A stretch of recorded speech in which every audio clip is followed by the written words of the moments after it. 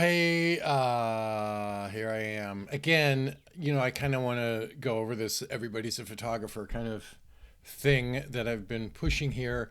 Here I am, and I'm going to show you how this works, right? So here we cut to the chase. So here I am. I'm scrolling through Facebook, and I get to Liz is an acquaintance of mine, great gal. She's been to Sweat Lodge. She's really a great performer, awesome. And then this is Austin Godbury did the photograph. And again, I can see this photograph here is moderately good. Like this is a pretty good photograph. And again, I'm not dealing with the original high res version of this. I'm going to pull this off. I'm going to show you how this can be a great photograph. Okay. Given just some minor photography skills, right? Studying it. So we're going to copy and paste this or just click and drag it onto the desktop, right? So here I have a version of Liz's photograph by Godfrey. There it is. I'm in Photoshop. Again, let's start with some really basic, I mean, God bless beginning photographers, but framing is so easy to do, right? Cropping and framing is hugely important. For instance, if you look at this photograph, we want to concentrate on the beauty of this woman, right? And her form and her face. The photographer has dead centered this to some degree. I mean, dead center, of course but they've centered her face. They've backed it up with an action line here, so it draws right to her eyes, which is fantastic. Great work. But what they didn't do is exclude really this wall here. I mean, like, why is this white thing? So conceptually in this photograph, what we're dealing with is the beauty of the woman, right? The organicness of the background wood and the couch. Those are the three main things. And they're predominant things too. They're not subtle things like possibly one is off to the side. We're seeing a bit of the couch. These are three major components that make up this photograph. And one of those major components, probably the largest major component, which is the wood wall and staircase, is not consistent, right? The eye line, the line of direction there to her eyes, you go here, is fantastic. But this chunk here is totally unnecessary. And look at this. They've already told us that they're not concerned with the symmetry or framing symmetrical, like having a symmetrical framing. They're not concerned with the symmetry of the couch, or they would have included this side here, stage right or left. They would have included the arm of this couch here. So they cut out the arm here and then they left this in because they're like, oh, I'm done. It's centered, right? And this has to be the laziest starting point for any photograph. So if we're in Photoshop, right, and I go to the crop tool, I can click on this and it already gives me the rule of thirds, right? It's a very good idea to follow the rule of thirds. That's why the crop tool actually has it built into it. You can change the rule of thirds too to other things. You can go to a grid, you can go to the golden ratio, all of these things. Look, it even has the golden spiral. Wow. That's where we're at. This is fantastic, but we're going to use the rule of thirds because it's pretty traditional in photography. And then we can go through and we can do anything they want. So if I go to the original, there's the original. If I switch to an 8x10, you can see that it shrinks it in this way, right? So they're not framing for an 8x10. Why do we care to frame by 8x10, 5x7, any of these presets that are ever so important in Photoshop? Is so that we can print this photograph and literally have it framed. So when I go to the store, if the ratio is off, right?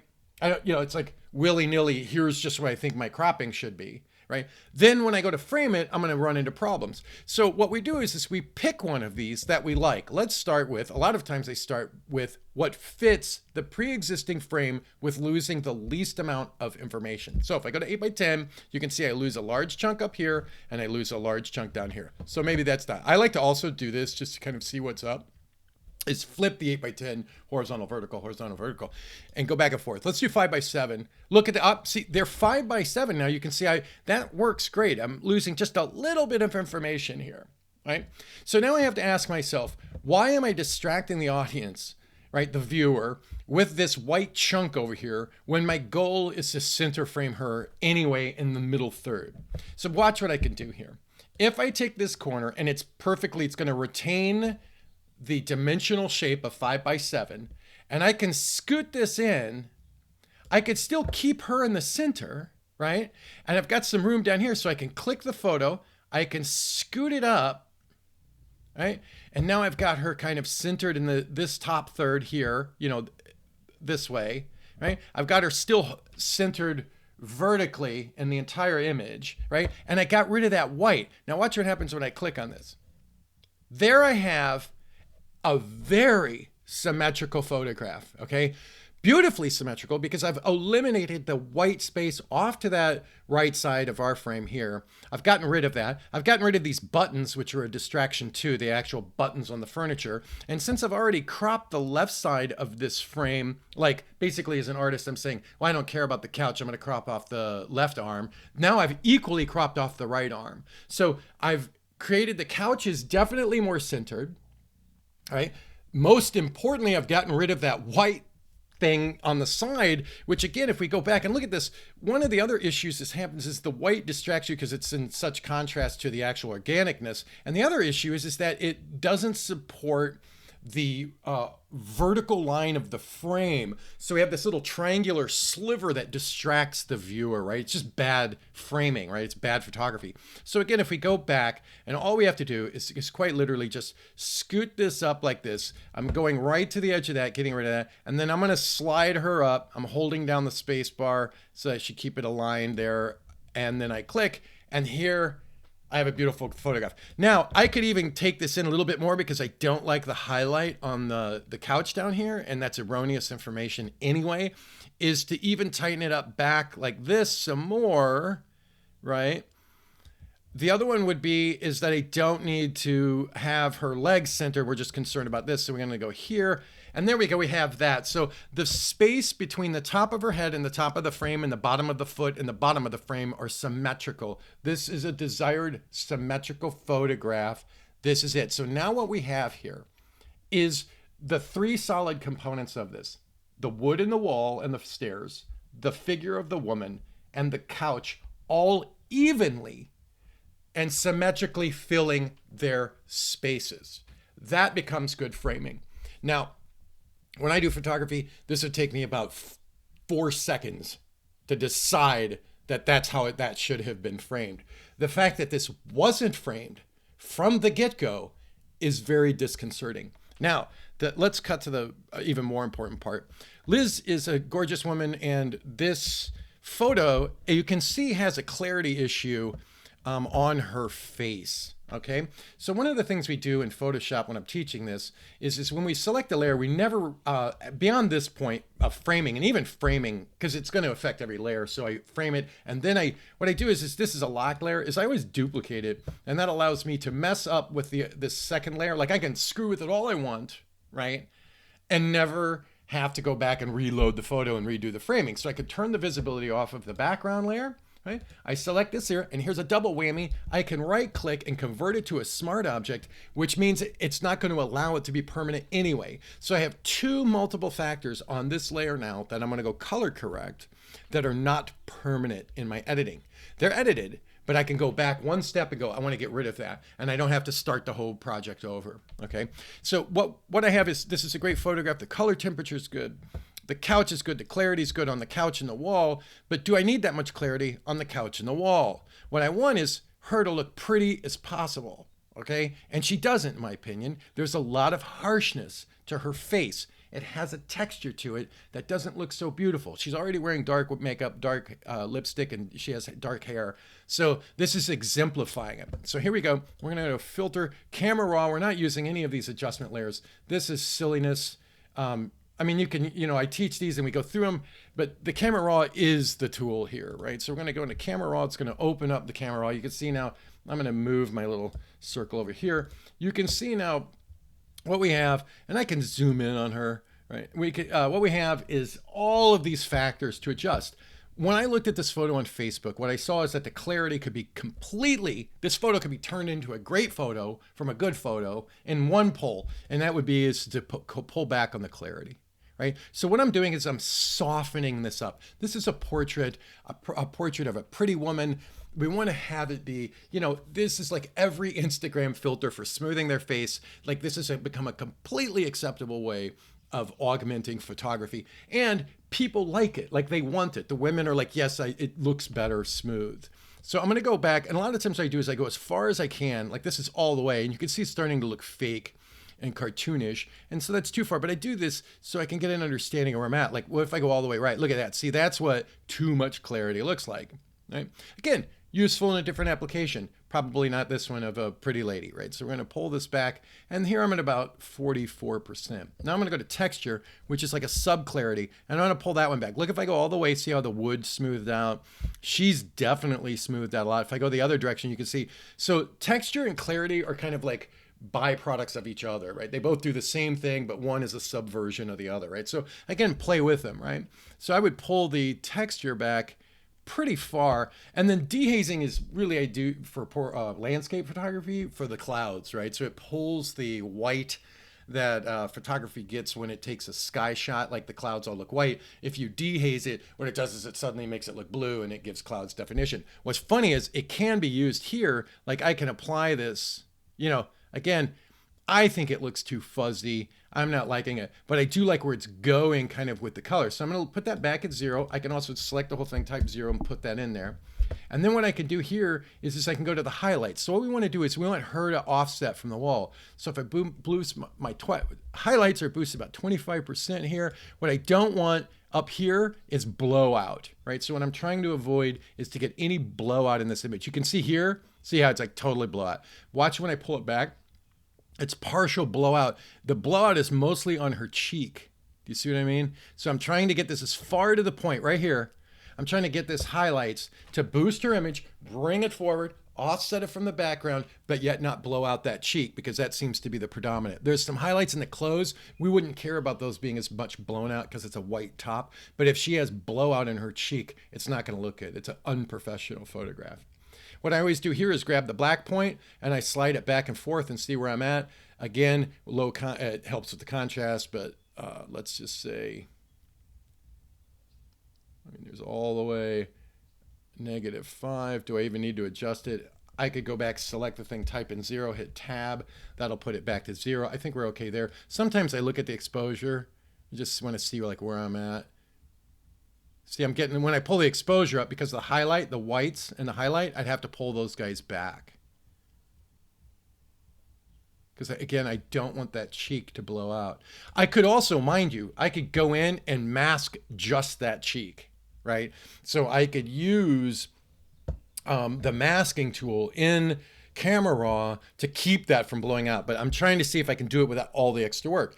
As a photographer, we're about quantity. Quantity will capture a quality photograph, but when you're editing, say, anything from this professional photo shoot to a wedding, you want to expedite your workflow. So not having to do every single thing like to that tedium. Now, if this woman was paying me very good money for this photo shoot, and I felt that I had the time to invest in it, then I would go in and mask that out. Again, this all depends. So let's look at the temperature. Again, I think they had the temperature just about right anyway.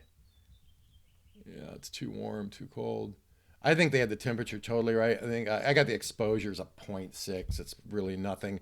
Shadows, that's another one to really mess with here, because I could pull the shadows back and that would make the contrast greater, right, of her popping out. So if I pull the shadows back, what I can start doing is de-emphasizing all this other stuff other than her, which is what the photographer is trying to kind of do in the first place anyway.